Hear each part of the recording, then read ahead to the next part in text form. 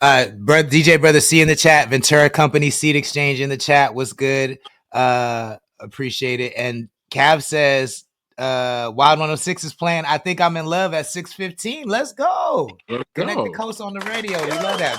DJ Brother C on the radio. Shout out to DJ Flashback. You know what I'm saying? Letting the real back on the radio. We appreciate that. That's what's up. But yeah, if you missed any part of last night's episode, go check it out. I think it's one of the most classic podcast episodes from the 805 in the last 5 years. Personally, that's what I think. But you let us know. Check it out. Where you want to start today, man? It's a lot going on. Let's see. Let me just so we can get it out the way. I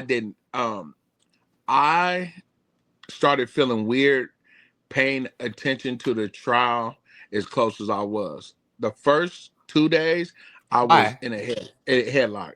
I'm gonna tell you, the third day when they said that he liked to put sperm on his nipples, that's something that I could have went my whole life without hearing. Like, there's things that's coming out the case, the type of person I am, I just started feeling weird. Like, bro, I don't want to digest this nastiness into my life. So I gave the trial a break for 2 days. So yesterday when I was traveling, I didn't fuck with the trial, but I got a recap before I went to sleep last night. Today, I'm at home. I got my baby for her birthday.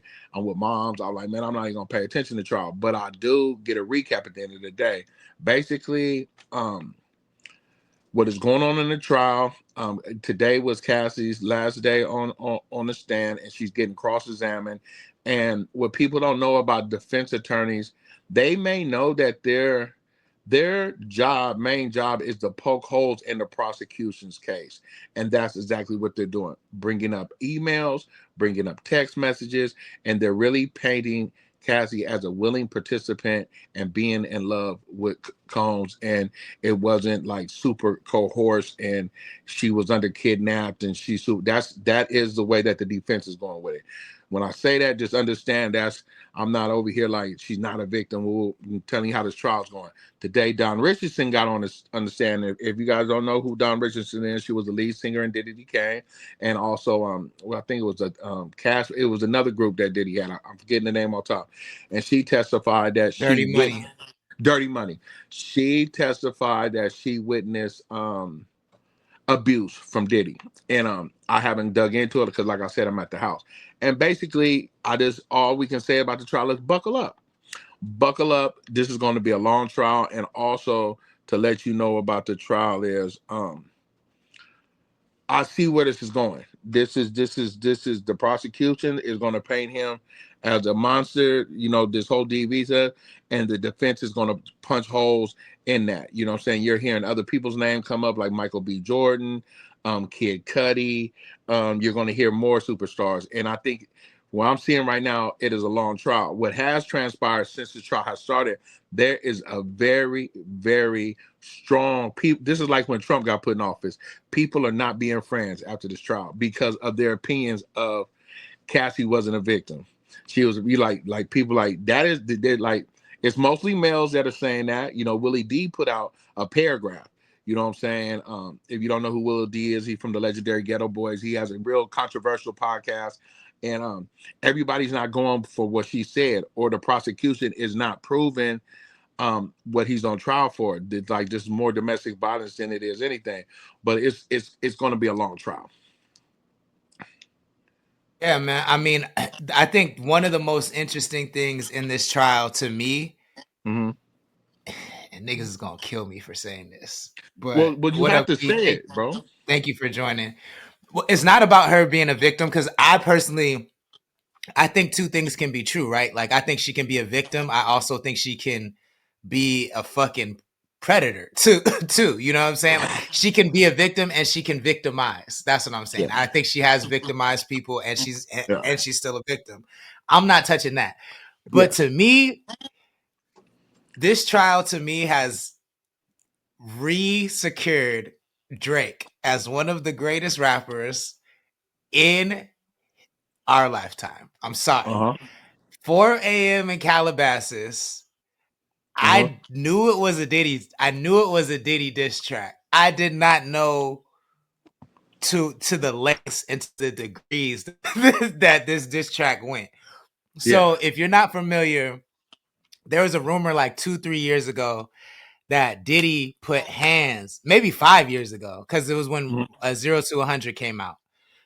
So when Drake put out 0 to 100, there was a rumor that Diddy beat up Drake because that was supposed to be Diddy's beat, and Drake ended up using it. Yeah. But this trial, Cassie's testimony yesterday actually revealed that the real reason that Diddy beat up Drake, which really did happen, is because Cassie was leaving. When Diddy beat up Cassie, she was leaving the freak off to the OVO Fest. To go to the OVO Fest in Toronto. Yeah. And so Diddy beat her up because he was basically like, "Are you crazy?" Yeah. And then she still went. She still went to OVO Fest. He sent her to the plastic surgeon instantly the same day so she can go to the OVO Fest because he felt so bad. That's what came up in the trial. Crazy. So I missed that part. You can still see the scar though. And that's another thing. You can still see the scar. Like, whoa. It's not hella deep, but a plastic surgeon can only do so much. You know what I'm saying? But yeah, so she still went to the fest. Yeah, so she still went to the fest. So it turns out that there was text messages between Cassie and Drake, and this sparks a war between Drake and Diddy, where Diddy allegedly puts out a hit on Drake. Allegedly puts out a hit on Drake, and caught him in the club one night. And caught him in the club. Yeah. Puts out a hit on this nigga. That gets the game involved. Yeah. And basically the LA Bloods. And they start protecting Drake. And we get one of my favorite Drake verses of all time is 100. I love that song. But now that the song is called 100, I'm like, okay, so 0 to 100. Then they call the song 100.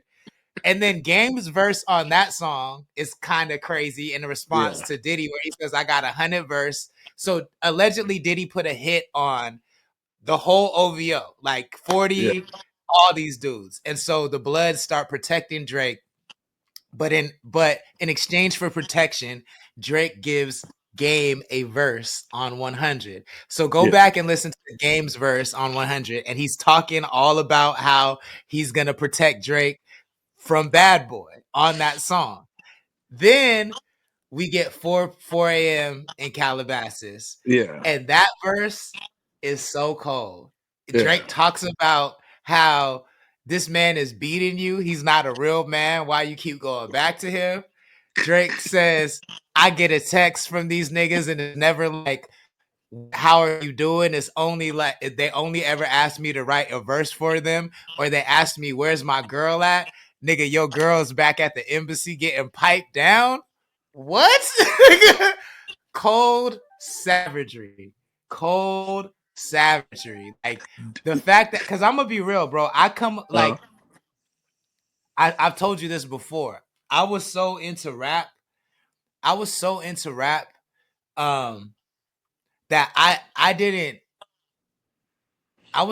into rap in a way that like just all that mattered was the bars, right?